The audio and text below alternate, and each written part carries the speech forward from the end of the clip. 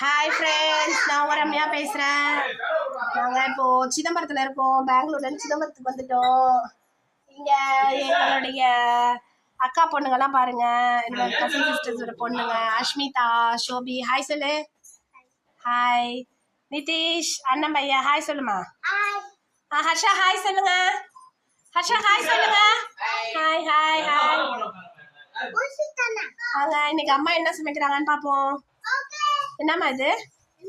அவரைக்காய் பொரியல், அப்புறம் வாழைக்காய் வறுவல், அதுக்கப்புறம் முருங்கைக்காய். இது என்னதுமா? முருங்கைக்காய் போட்டு பொரிச்ச குழம்பு. அதுக்கப்புறம் முருங்கைக்காய் வந்து நிறைய நேற்று பறிச்சிருக்காங்க மரத்துலேருந்து, அதனால இன்னைக்கு முருங்கைக்காய் வடை.